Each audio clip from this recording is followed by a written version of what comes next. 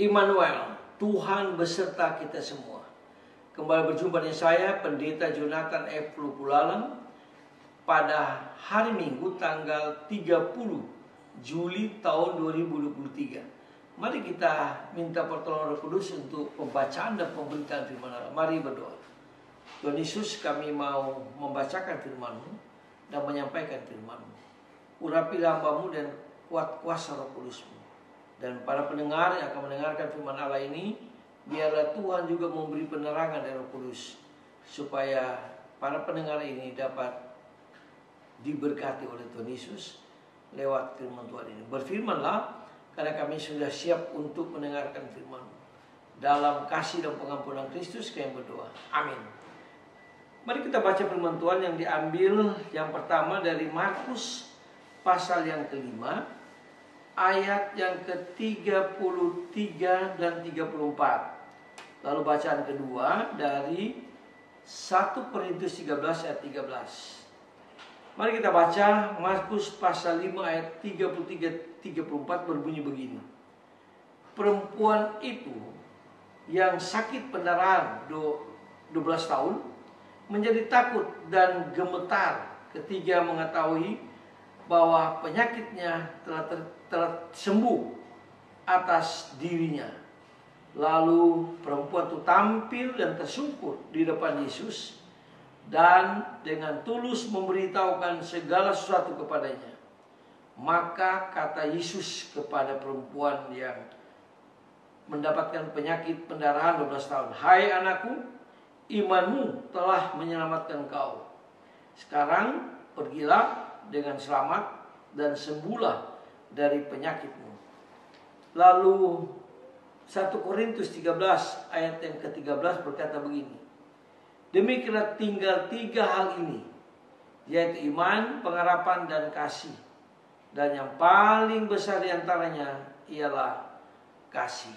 Demikian firman Allah, yang berbahagia kita membaca, mendengar, dan melakukan firman Allah. Haleluya. Tema kita pada hari ini adalah iman, harap, dan kasih. Nah, saudara-saudara yang saya kasih dalam Tuhan Kristus, dalam bahasa Latin disebut medicus curat serdeus sanat. Artinya dokter mengobati, tetapi Tuhan Yesus yang menyembuhkan. Jadi dokter mengobati, tapi Tuhan Yesus yang menyembuhkan. Inilah keyakinan dasar ketika perempuan itu dan banyak orang melihat Yesus tidak hanya hadir sebagai pendoa dan guru, tetapi lebih sebagai tabib, sebagai dokter di atas segala dokter. Yesus membangkitkan anak Lazarus yang mati, dan Yesus juga menyembuhkan perempuan yang sakit pendarahan 12 tahun lamanya. Dan Yesus luar biasa sebagai dokter di atas segala dokter. Nah, saudara-saudara yang saya kasih dalam Tuhan Kristus, ada 3 pilar yang diberikan Yesus sebagai tabib, sebagai dokter di atas segala dokter. Yang pertama yaitu iman. Makanya Yesus bilang, imanmu telah menyelamatkan kau. Sekarang pergilah dengan selamat dan sembuhlah dari penyakitmu. Iman. Iman artinya ia menambahkan iman kita ketika berkata, jangan takut, percaya saja. Jadi iman percaya kita pada Kristus harus kita tingkatkan, harus kita tambah-tambahkan. Karena inilah dasar kita sebagai orang yang percaya pada Kristus. Dia harus beriman kepada janji-janji firman Allah ini, kepada janji-janji Alkitab ini. Tidak boleh dia beriman kepada perasaan, karena perasaan itu pasti berubah-ubah. Nah, wanita ini yang menderita pendarahan 12 tahun dan Yairus, ya, mereka ini betul-betul dia beriman kepada kebenaran firman Allah. Itulah sebabnya mereka datang berbondong-bondong perempuan ini. Dia melewati banyak sekali orang, termasuk murid-murid yang melarang. tapi kan dia punya iman kepada kebenaran firman Allah. Dan dia sembuh.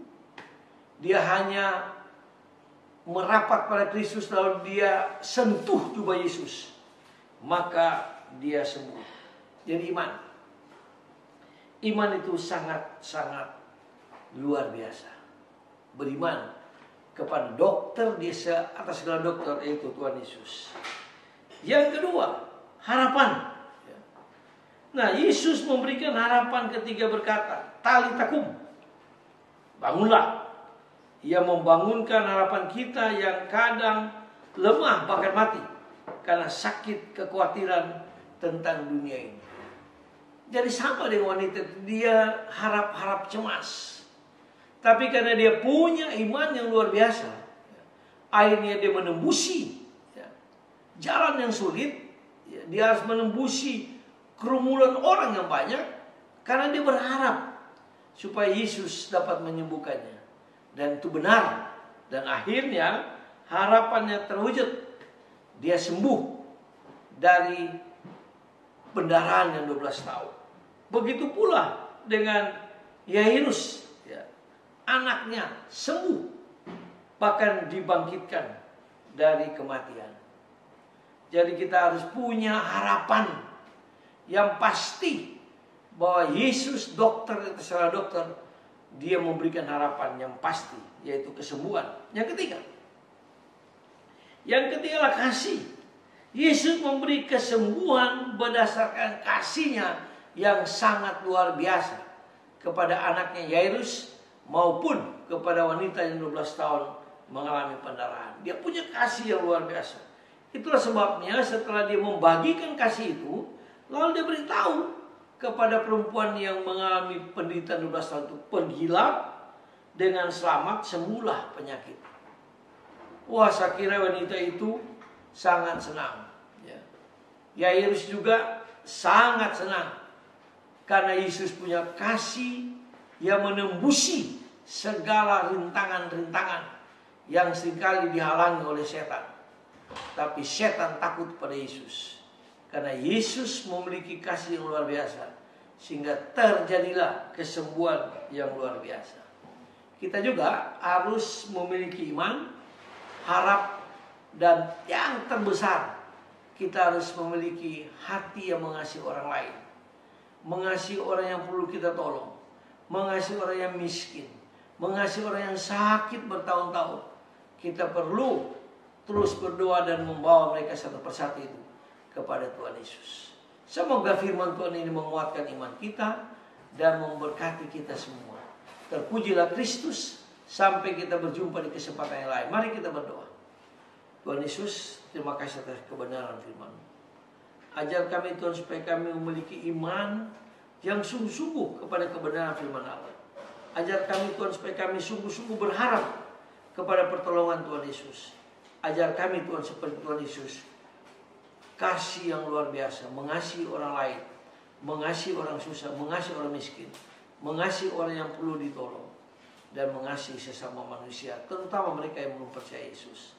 Ampuni dosa kami Tuhan, dengarlah doa kami. Dalam kasih dan pengampunan Kristus kami berdoa dan bersyukur. Haleluya, amin. Terpujilah Kristus, sampai kita berjumpa di kesempatan yang lain.